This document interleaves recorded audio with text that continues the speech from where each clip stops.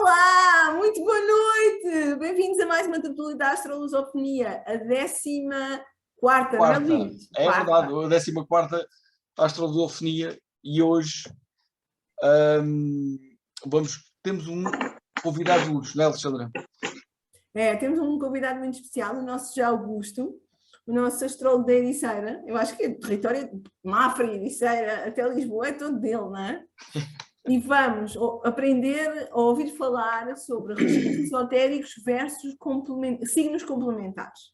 Mas antes de eu apresentar o José Augusto, não é, Luís? Vamos só esclarecer as regras porque são importantes e promovem o bom funcionamento desta tertúlia. Claro. Luís, Olha, vou ser muito breve, eu levo 2 minutinhos. Então já sabem, a tertúlia tem mais ou menos uma duração de 1 hora, mais ou menos, e é respeitar os membros que aqui falarem. É desaconselhável enaltecer ou marginalizar qualquer técnica de astrologia. Estamos aqui para partilhar o conhecimento. Já sabem, como foi dito, a primeira parte da tertúlia é gravada, embora não apareça rostos de ninguém, portanto, é essa a premissa.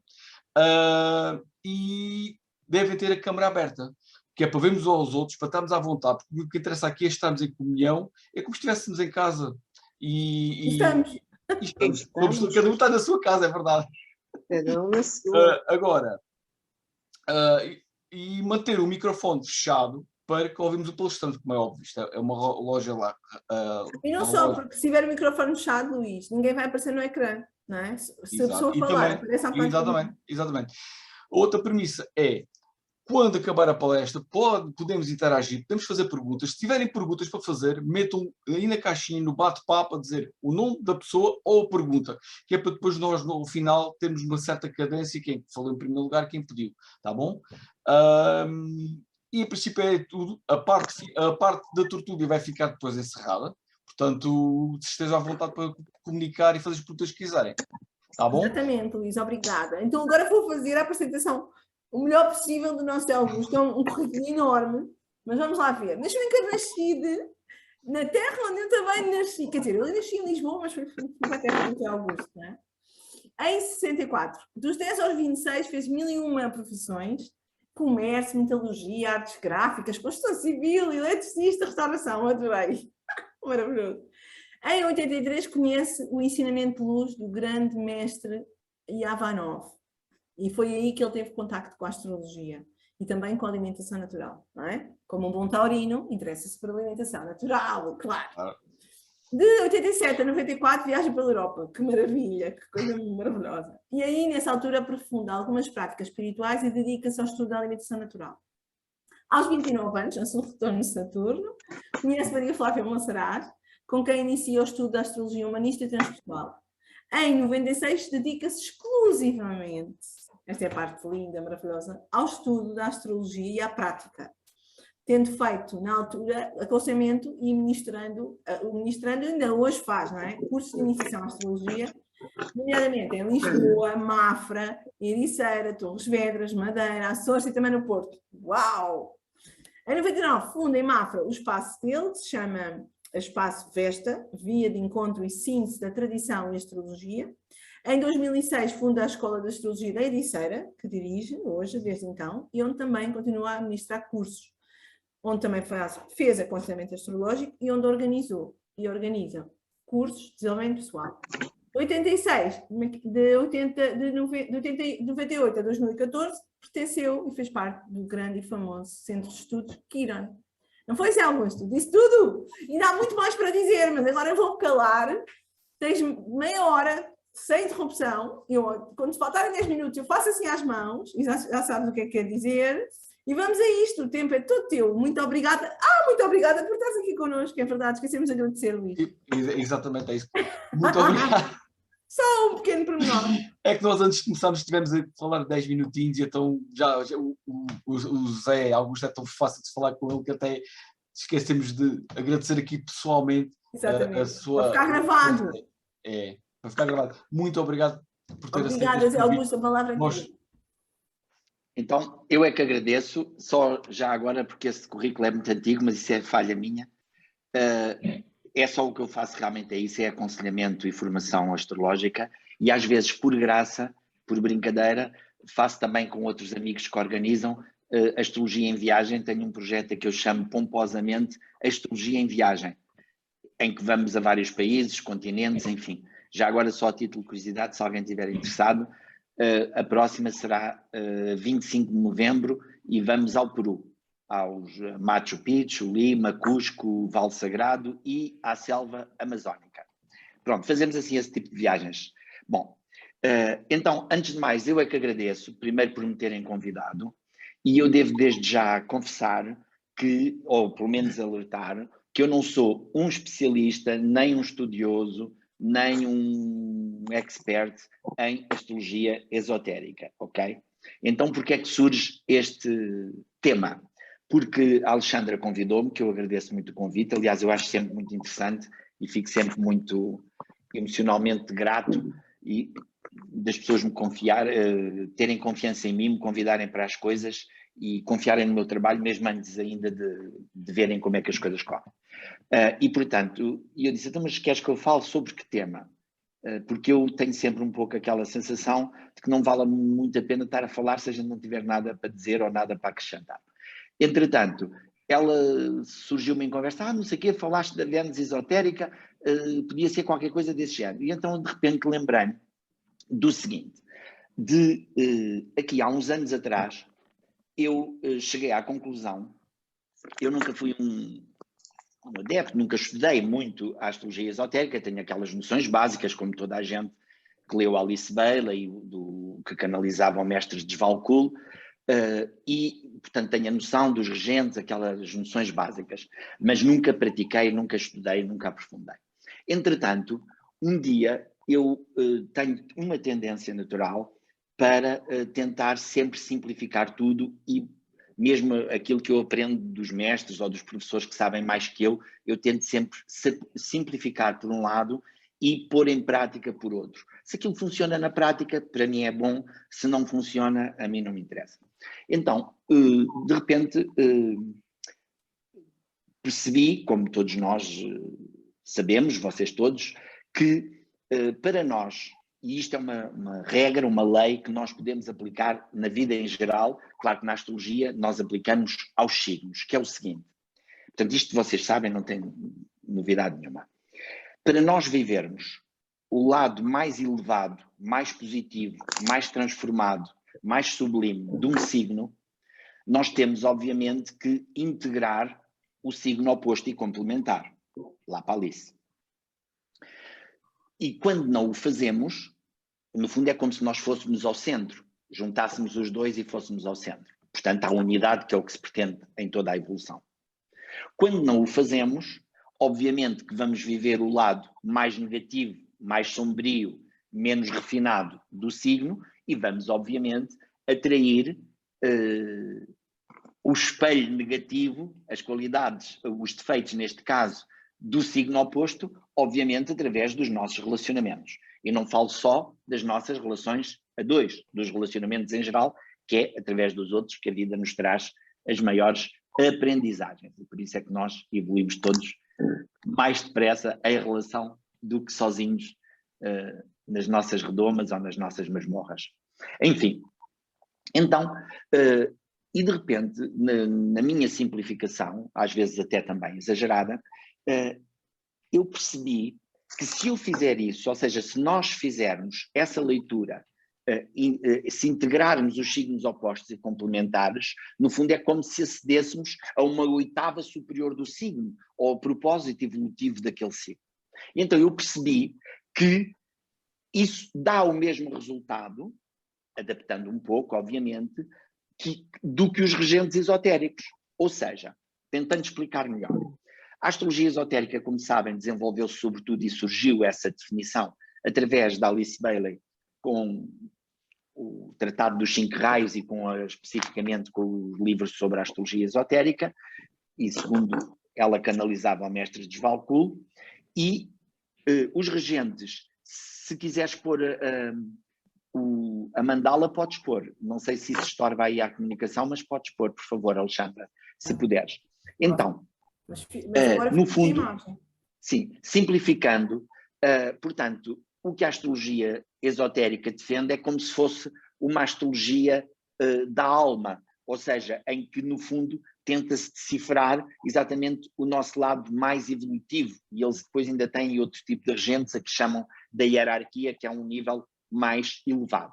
Ao passo que esta astrologia que nós fazemos habitualmente, poderíamos chamar a astrologia da personalidade. E a verdade é que nós fazemos agora. As regras são estas, a astrologia eu posso dizer que é da personalidade, mas é óbvio que se nós, pela nossa filosofia, pelo nosso trabalho, pela nossa sensibilidade, pela nossa intuição, ou seja, pelo nosso nível vibratório e de consciência, nós podemos usar os mesmos regentes naturais, a tal astrologia da personalidade, fazendo uma leitura mais elevada. No fundo, aquilo que eu estava a dizer, através da integração dos signos. Mas, então, a astrologia esotérica é isso. É através desses regentes, é como se nós fôssemos buscar a oitava superior dos signos.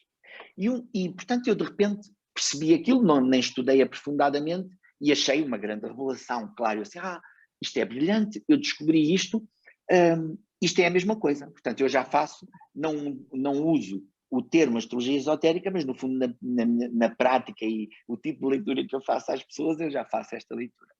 E um dia descobri um livro que eu acho magnífico, que muitos de vocês conhecerão também, que se chama Arquétipos do Zodíaco, da Kathleen Bird, que é um livro magnífico, magnífico, magnífico. E de repente, quando eu vejo que ela defende exatamente a mesma teoria, só que muito mais bem explicado, muito mais elucidado, muito mais aprofundado, porque ela tem um conhecimento aprofundado dos arquétipos, do Jung, da mitologia, e portanto, pronto. Então, o que é que eu me proponho para hoje é exatamente tentar exemplificar que se nós fizermos a integração do signo oposto e complementar, temos no fundo o mesmo resultado, ou muito parecido, do que se fizermos uma leitura do mapa através dos regentes esotéricos. Reparem.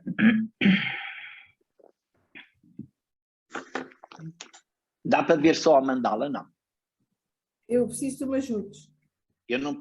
É a primeira. A mandala é a primeira. É o primeiro. Eu achava que estava a mandala. Estão todos. Eu pelo menos vejo todos. Espera aí. Pronto, mas não é preciso. Porque. Lá, é esta. Saiu? É. Pronto. Isso é só para ilustrar. Então, reparem, por exemplo, para nós vivermos o lado mais elevado do carneiro, que é a coragem, a capacidade de pioneirismo, a capacidade de ação individual, é onde temos aquela força, portanto, o lado mais elevado do carneiro, nós temos que integrar, obviamente, a balança, ou seja, termos atenção aos outros, aprender a negociar, dar espaço ao outro, portanto, no fundo, isso obriga-nos a todo um refinamento e a uma atenção e a um refinamento que a balança, como sendo regido por Vênus, obriga. Ora, qual é o regente esotérico do carneiro? É o Mercúrio.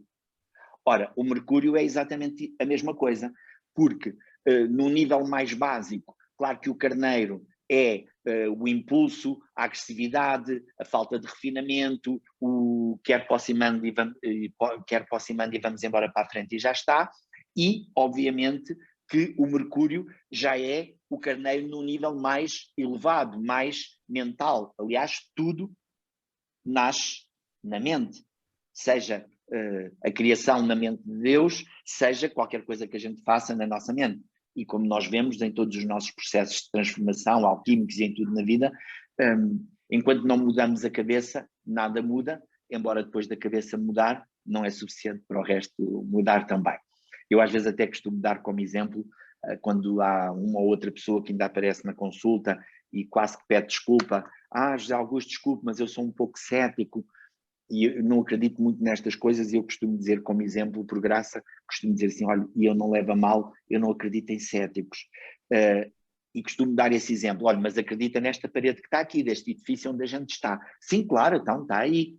Pois olha, antes dela estar aqui materializada, nasceu na cabeça de alguém, de um arquiteto, de um engenheiro, de um empreendedor, de um construtor qualquer. Portanto, digamos que o regente esotérico é exatamente não regido por Marte, que é esse lado do impulso físico imediato de ação, mas é uma ação já determinada pela mente, pelo raciocínio, pela lógica, pela inteligência.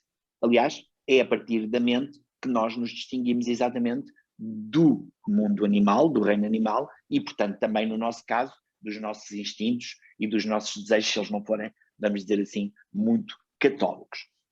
Portanto, se eu integrar a balança, esse signo de refinamento, esse signo que exige sempre um equilíbrio, e que é um signo de ar, e que exige sempre um equilíbrio, uma atenção, uma busca de justiça, de medida e de equilíbrio e de harmonia, obviamente que eu já estou a viver o lado mais elevado do carneiro. Portanto, é este tipo de raciocínio que eu faço, ok? Pronto. Se formos para o touro, obviamente que toda a gente sabe que o touro é regido por Vênus, é um signo de terra, e, portanto, para nós vivermos o lado mais, para vivermos o lado mais elevado do touro, nós temos que integrar o signo oposto e complementar, que é o escorpião. Ou seja, enquanto que o touro é exatamente um signo de segurança, de construção, de preservação e de construção da vida e de manutenção da vida, e da forma, obviamente que para não ficarmos agarrados ao lado negativo, que é a posse, a possessividade, o desejo, o apego, obviamente que temos que integrar o escorpião. Ou seja, quer a dimensão psicológica do escorpião, quer sejam os valores dos outros, quer seja a intensidade psíquica e emocional, ou seja, no fundo a água que vem regar a terra, ok? Portanto, e a partir daí é que se dá um certo aprofundamento e o tal equilíbrio que também Alice Bailey falava do olho iluminado do touro, ou seja, a tal capacidade de descobrirmos o espírito através da matéria. Ora, qual é o regente esotérico de touro? É Vulcano, que é um planeta hipotético. Ou seja, é um planeta que ainda ninguém viu. Já houve vários cálculos a partir da teoria da relatividade do Einstein.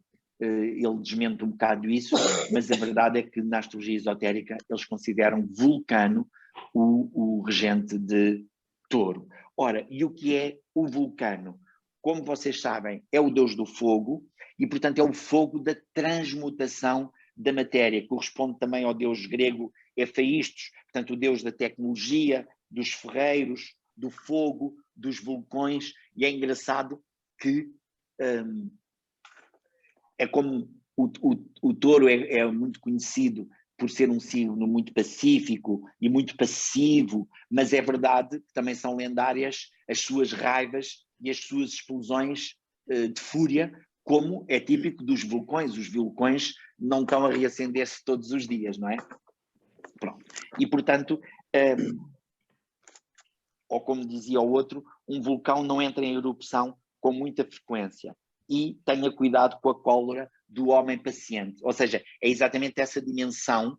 No fundo, o Vulcano é esse lado do fogo que transmuta, que transforma a matéria. Eu ainda sou do tempo em que lá no sítio onde eu vivia, precisamente em Carnaxide, como dizia a Alexandra, ainda havia ferreiros, porque havia pessoas que tinham carroças e tinham cavalos e tinham éguas e tinham burros, e eu lembro-me de ser miudinho, muito criança, e punha-me à porta do ferreiro e ficava fascinado de ver aquele homem pegar naquela ferradura que depois ficava completamente em fogo, encandecida, e depois com o martelo ele ia transformando daquela forma. Isso não é por acaso que ele é o deus dos ferreiros. E, portanto, se eu integrar o escorpião, eu tenho exatamente o mesmo resultado que o Vulcano, ou seja, essa capacidade de transformar para que eu possa, com o meu livre-arbítrio, no fundo, dominar o meu touro, o meu animal, o meu instinto, e não ser conduzido por ele, ou comportar-me como um touro, digamos assim. Depois, se formos a seguir para Gêmeos, que é regido por Mercúrio, como todos sabem também,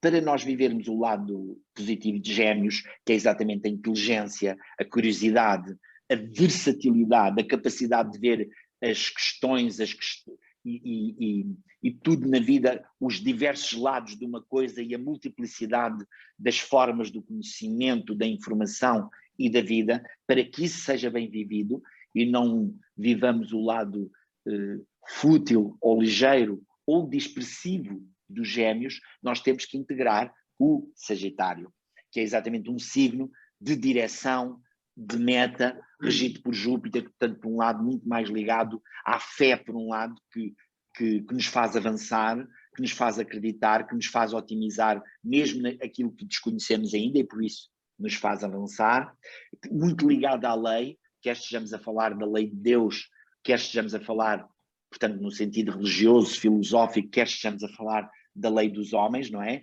O sistema todo de justiça, e, portanto, temos que, para que esse Gêmeos seja bem vivido, nós temos que integrar essa dimensão ética, valorativa do Sagitário.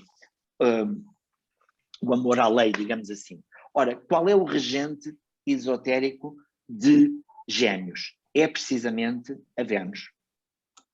O que é muito interessante, porque, na realidade, nós só podemos amar verdadeiramente aquilo que conhecemos, ou seja, o verdadeiro amor tem uma tónica mental, tem uma tónica de valor, tem uma tónica de discernimento acima daquilo que nós normalmente chamamos amor, que é o nosso apego, que é o nosso desejo, que é os nossos desejos pessoais e os nossos valores pessoais. É as nossas antipatias e simpatias, digamos assim. Ora, e portanto nós só podemos, como eu dizia, amar verdadeiramente aquilo que conhecemos e só podemos conhecer verdadeiramente aquilo que amamos. E por isso é que, como vocês sabem também todos, sem amor a gente não pode, sem amor à astrologia, sem amor à vida, sem amor à evolução, nós podemos ler os livros que quisermos de astrologia, podemos estudar com os melhores professores, nunca vamos fazer nada com a astrologia, porque sem esse amor ela não nos retira o seu véu, não nos deixa entrar, não se nos revela, digamos assim. Bom, ora, então, é exatamente essa dimensão, enquanto que o Júpiter, o Sagitário, é essa dimensão de valor filosófico e da lei, a Vênus é o valor do conhecimento, o valor da informação, o amor levado exatamente a essa dualidade de conhecimento.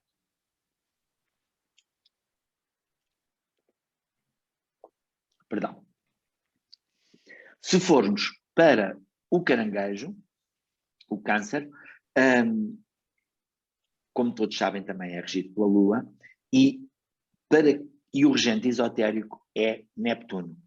Eu aqui tive que dar um jeitinho. Eu até tinha imaginado, como isto depois da segunda parte continua só a tertúlia sem ser pública, eu até tinha pensado assim, vou propor como desafio, eu não vou falar do Caranguejo ou do Capricórnio, e vou pôr como desafio cada um que veja se consegue descobrir alguma coisa. Mas lá fiz uma tentativa. E então, o Caranguejo é regido pela Lua e o regente esotérico é Neptuno.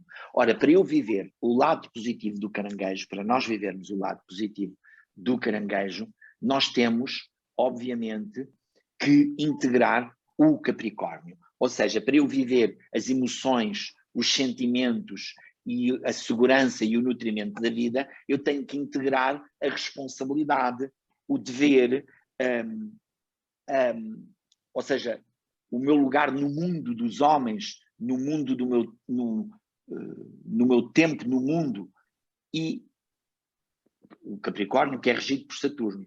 Ora, se o Caranguejo é regido por Neptuno, a tal oitava superior, o que é que o Neptuno tem a ver com o Capricórnio? Tem a ver exatamente que o Neptuno, enquanto que o Capricórnio nos leva para uma responsabilidade social e para um dever social que está naturalmente acima do meu desejo pessoal, do meu sentimento pessoal, das minhas necessidades pessoais, ora é isso que o Neptuno faz, porque o Neptuno, leva-nos sempre a uma dimensão mais coletiva, mais universal e a um amor maior, a um amor mais divino, à alma universal, a um sentimento, eu costumo dizer que o mais próximo que eu encontro do amor divino, ao nível terreno, ao nível prático, ao nível da personalidade, é o amor de uma mãe, que tudo sacrifica para se dar, independentemente do seu desejo ou da necessidade sua daquele momento, ela sacrifica sempre algo de seu pessoal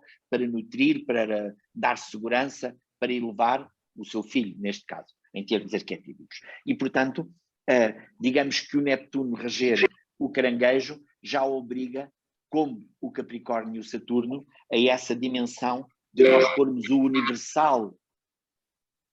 Às vezes há ruídos porque há amigos nossos que têm o microfone ligado e depois basta às vezes mexerem-se e faz-me ruído aqui. Se conseguirem desligar, eu agradeço. Se não conseguirem, paciência. Portanto, como eu dizia, o Neptuno remete-nos para essa dimensão, não posso dizer capricorniana, mas essa dimensão parecida com o Capricórnio, que é de nós pormos o universal e o coletivo acima do nosso sentimento pessoal e das nossas necessidades pessoais. A seguir ao caranguejo, nós temos, obviamente, o leão. O leão é regido pelo Sol e, curiosamente, esotericamente, também é regido pelo Sol. O que também faz todo o sentido, obviamente, porque o Sol, e aliás mesmo ao nível da hierarquia, que é o terceiro nível que eu não pintei nessa mandala, também é o Sol. Aliás, que é o mesmo, é o único que tem os três regentes em qualquer nível, porque realmente o Sol, todos nós percebemos, porque o Sol é o centro do sistema solar, é o foco, é a autoridade do sistema solar, é o foco irradiador da vida neste sistema. E, portanto, ele rege o leão sempre. Agora, para eu viver o lado positivo do leão, eu tenho que integrar o aquário. Ou seja, eu tenho que integrar a relação universal e mental com os outros. Eu associo muito, e não sou eu que associo, é da tradição, é dos mestres, que o eixo leão-aquário está diretamente associado àquilo que poderíamos chamar o amor-sabedoria. Enquanto que o leão é o amor, é a irradiação, é o calor, é a luz, é a dádiva. Reparem que o Sol dá incessantemente, sem esperar receber nada em troca. O aquário é exatamente a dimensão mental, a dimensão universal, é a frequência, digamos que é a ordem, de alguma maneira, em movimento. E é um signo de ar que nos remete, e antigamente era regido por Saturno, que nos remete para essa dimensão de sabedoria, de conhecimento também e de informação. Seja conhecimento no sentido mental, do que nos transcende, seja organização das sociedades, do mundo, do que for. Portanto, é uma energia muito ligada à circulação. Aliás, como sabem também, no próprio corpo humano, é este eixo, enquanto que o coração, que está associado ao leão e ao Sol, bombeia o sangue, é através do aquário, portanto, da rede de comunicação, do sistema circulatório, que esse mesmo sangue chega ao corpo todo. E, portanto, para nós vivermos o lado caloroso, amoroso, individual e positivo do leão, nós temos que integrar o aquário, ou seja, a ordem, a liberdade dos outros, portanto, essa aprendizagem do trocar para igual com os outros. Senão, e reparem como o regente esotérico é também o Sol, ou seja, senão vamos viver o lado negativo do leão, ou seja, o Sol que faz sombra, em vez de iluminar e dar calor. Ou seja, aquele tipo de pessoa, ou nós, quando temos esse tipo de atitude, mais egoísta, mais egocentrada. Ou seja, o leão que não integra o aquário vira o Sol, ou que queima, porque abafa, queima, destrói tudo à sua volta, de tanto egocentrado, ou de tanto impulso, ou de tanta expansão, ou o Sol que faz sombra, que tapa os outros, que não dá espaço aos outros e, portanto, que não sabe trocar de igual para igual e fica sozinho no seu mundo fechado. E a seguir temos a Virgem. Vocês desculpem de eu estar sempre a beber água, mas é que abusei um bocadinho de um condimento que me dá sede. E ainda por cima não é champanhe para celebrar os anos de Alexandre, é água. Portanto, a Virgem, como vocês sabem, é regida por Mercúrio.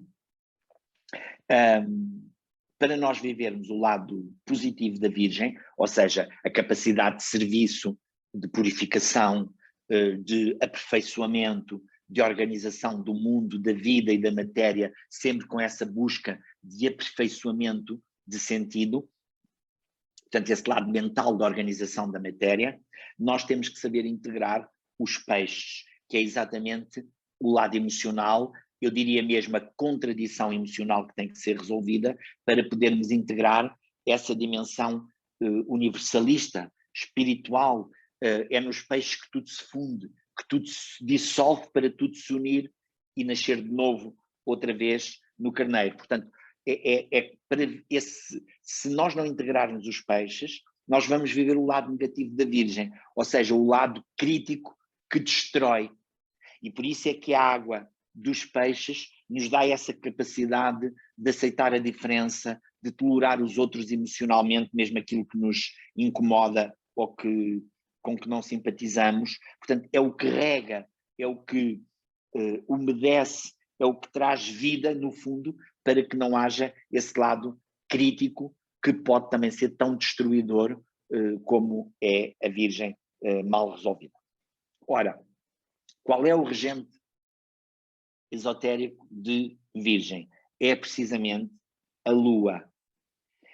Ora, o que é muito interessante, não só a Lua, podemos ir buscar aqui a Lua como no sentido da Virgem, como a Virgem Maria, que fazia polaridade com o Cristo que se sacrificou na cruz para nos salvar, que é típico da era de peixe e da civilização cristã e do ensinamento de Jesus, que são os dois ícones da religião cristã e da era de peixe, ou seja, o eixo peixe-virgem. Portanto, Jesus que se sacrifica na cruz para nos salvar é os peixes, e a Virgem que era tão pura, que até concebeu sem pecado, que é, obviamente, a simbologia da Virgem. Portanto, este lado da mãe, do cuidado, do serviço.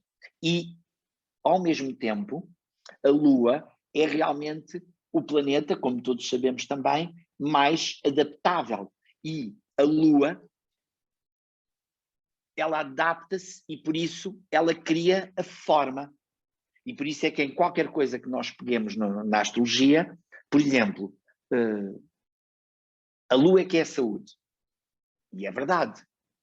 Mas o Sol também é a saúde. Só que enquanto o Sol é a saúde no sentido da minha, da minha vitalidade, a Lua são os meus fluidos, são os meus humores, são as formas que eu vou vivendo. E por isso é que também há uma relação tão direta entre os nossos estados emocionais e a nossa saúde física e o nosso corpo físico, como todos nós também, uns felizmente e outros infelizmente sabemos.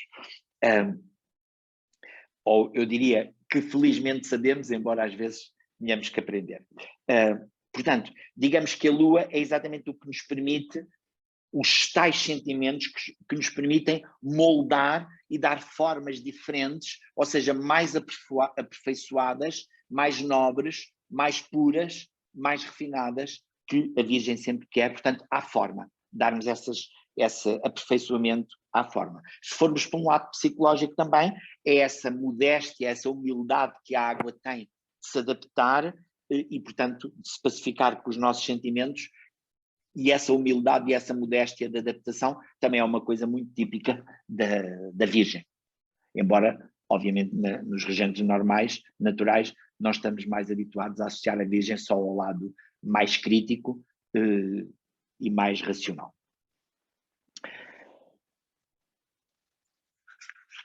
A seguir, temos o signo da Balança.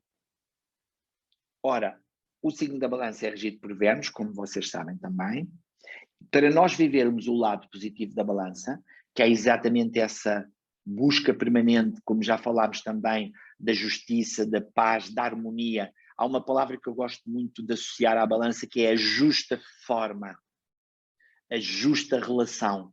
Portanto, há sempre que a qualidade da Balança é não só o refinamento associado à beleza e aos relacionamentos humanos. Ora, para que isso seja bem vivido, nós temos que saber integrar o carneiro, ou seja, a capacidade de ação individual, a capacidade de independência, a capacidade de coragem individual, de começarmos as coisas sozinhos. Porque se não integrarmos isso, vamos viver, obviamente, o lado negativo da balança, a dependência, a indecisão, a dependência dos outros, a dependência da opinião dos outros, o estarmos sempre à espera de fazer alguma coisa com alguém, ou de alguém que nos dê o impulso inicial que depois sai sempre caro e que traz tantos conflitos de relação, etc. Ora, muito interessante. Qual é o regente esotérico de balança? É o Urano. Ora, e como vocês sabem também, já agora por curiosidade, o planeta que está exaltado na balança é Saturno. E é muito interessante, porque se nós formos pelo regente esotérico, nós percebemos que realmente não, ao nível dos relacionamentos, não há relacionamentos bons, equilibrados, perfeitos, gratificantes, onde não haja liberdade individual. E o Urano é o planeta da liberdade individual. E o planeta que está... Desculpa. Thank you. Obrigado. Portanto,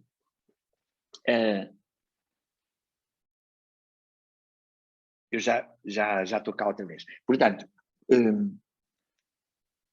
o regente esotérico da balança é o Urano, que é exatamente essa liberdade individual, que por um lado é a tal coisa de integrar o carneiro, obriga sempre a uma certa solidão.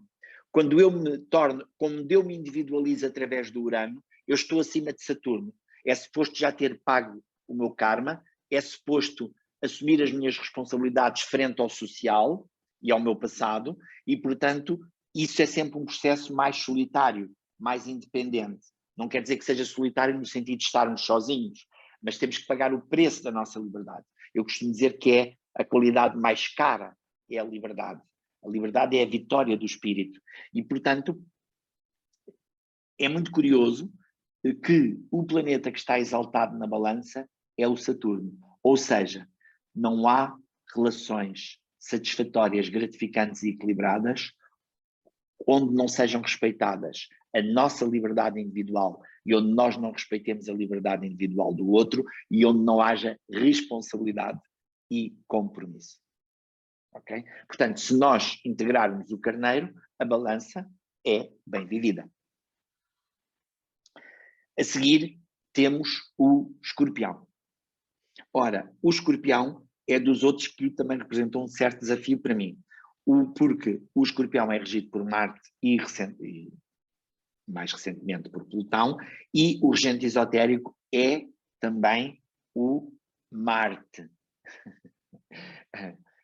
E o que é que isto quer dizer? Que para eu viver o lado positivo do escorpião, ou seja, o lado da intensidade, da psicologia, da espiritualidade, ou seja, o poder de ver o oculto, de ver o lado escondido, o poder da transformação, de ultrapassar a morte, de lidar, eu tenho que saber integrar o touro, ou seja, a capacidade de aceitar a realidade, de perceber a matéria e, ao mesmo tempo, de, através dessa dimensão de atração e da forma que o touro tem, a pessoa não estar sempre a pôr tudo em causa, porque se nós não integrarmos o touro, ou seja, se não virmos a realidade, se não construirmos nada, se não procurarmos essa paz que o touro tanto quer, e o prazer de estar vivo, seja com a natureza, seja com o que for, ou seja, se não tivermos essa paciência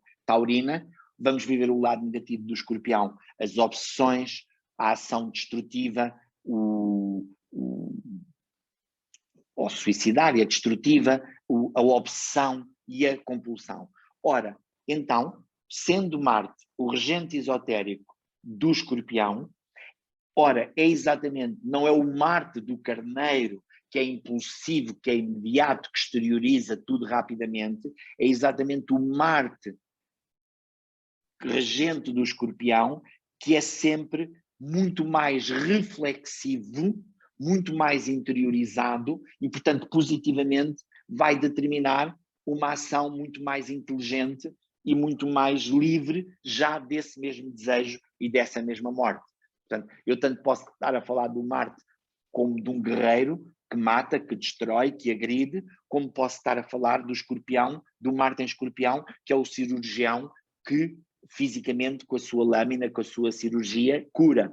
Ou, ao nível psíquico, obviamente, nós, através da nossa coragem de ação individual, perdão que apareceu aqui uma coisa que não devia, portanto, como eu dizia, se nós, através do nosso Marte, com a nossa coragem individual, da ação individual, que implica a transformação e o sacrifício do nosso desejo pessoal, se ele não for compatível com essa ação, nós atingimos esse resultado que é o mesmo de integrar o touro no escorpião, ou antes, por outras palavras, o escorpião que integra o touro.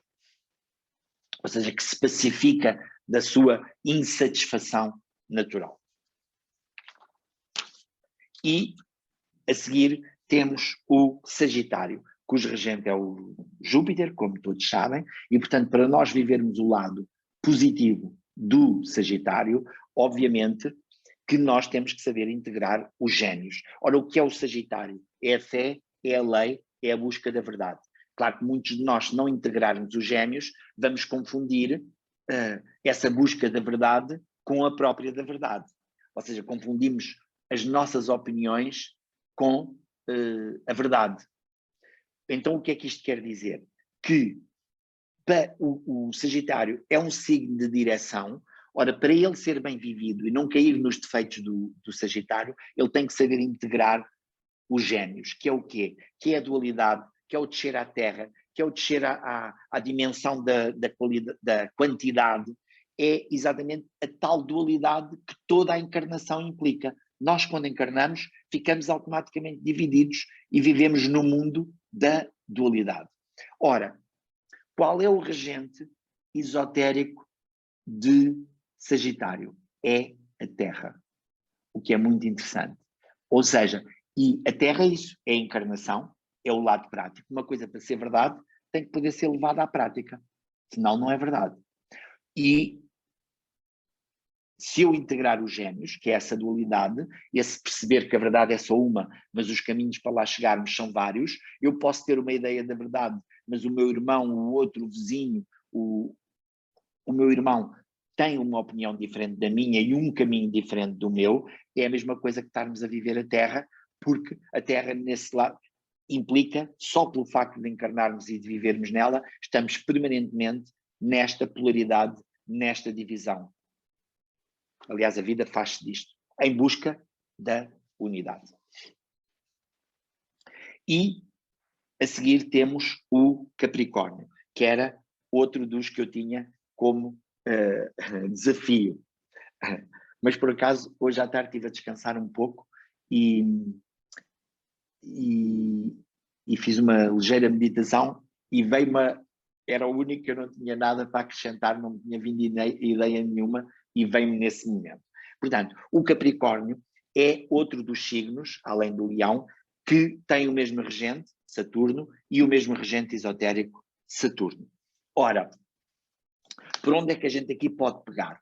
Para eu viver o lado positivo do Capricórnio, a responsabilidade, o dever, a construção, as metas, eu tenho que saber integrar o Caranguejo, ou seja, tenho que saber integrar a dimensão emocional, sentimental, íntima. Tenho que valorizar os sentimentos, a intimidade e as minhas necessidades emocionais. Senão, o que é que vai acontecer? Eu vou viver o lado negativo do Capricórnio, a dureza, a rigidez, a austeridade extrema, o ceticismo, o medo. Ora, o Saturno, regente esotérico, ou seja, no tal plano da alma, no sentido mais elevado, a tal oitava superior do Saturno, é exatamente a nossa responsabilidade interna. Porquê? Porque o Saturno é exatamente o planeta da culpa e das estruturas e dos limites sociais. Mas todos os limites que nos são postos na nossa vida, todas as dificuldades e todos os limites sociais que me são impostos, eles são fruto e consequência do meu karma, portanto, da minha responsabilidade pessoal. E por isso é que quando nós não integramos essa dimensão, e é aqui o Saturno positivo, que é nós responsabilizarmos-nos pelas nossas necessidades emocionais e pela nossa responsabilidade interna. Então, eu aí estou a viver o lado mais elevado do Saturno, não vou vibrar na culpa, nem no medo, seja a culpar os outros, seja a culpar-me a mim, e vou viver na tal responsabilidade, de me responsabilizar por me pacificar, por me nutrir, e a partir daí é que eu posso assumir as minhas responsabilidades frente ao coletivo e ao social, que é o que o Capricórnio quer, ou seja, a sabedoria. E quase, finalmente, temos o Aquário. E o Aquário é regido também por Saturno, e mais modernamente pelo Urano, e para eu viver o lado positivo do Aquário, ou seja, esse lado do ideal, da visão e dessa dimensão coletiva e universal, eu tenho que saber integrar o leão. Voltamos ao amor e à sabedoria. Senão eu fico nas ideias que se podem tornar cruéis, no futuro que ainda não pode ser levado à prática, portanto, e é a tal diferença entre a genialidade e a loucura.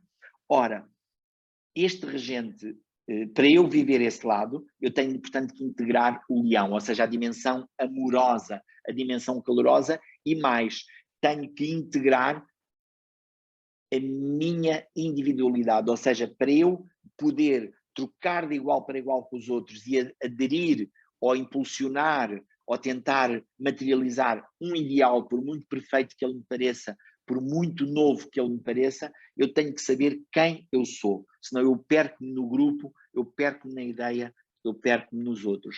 Ora, qual é o regente esotérico de Aquário?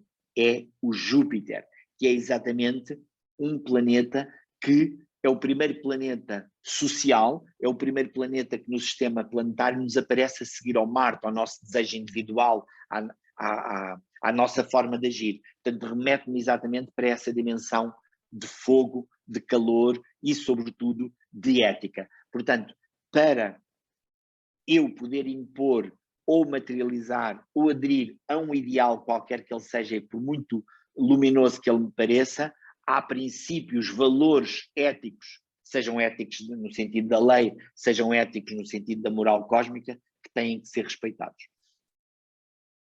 E, agora sim, finalmente, os peixes.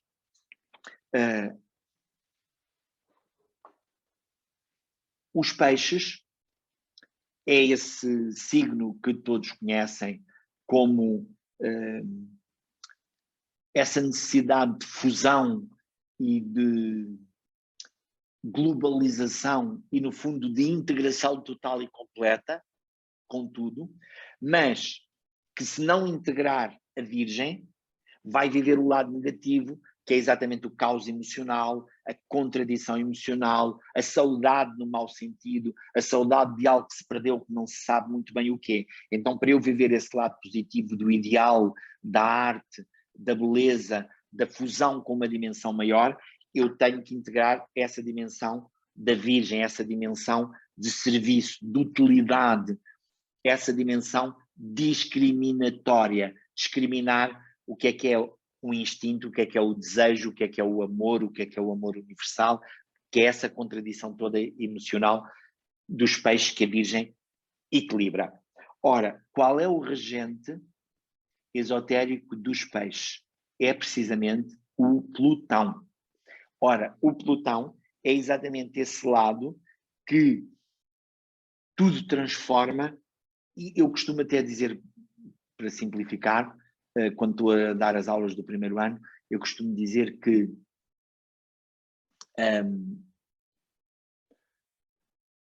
enquanto que o Saturno é o planeta disto, a Vênus é o planeta daquilo, o Sol é o planeta daquilo, eu costumo dizer, por graça, que o Plutão é o planeta dos processos.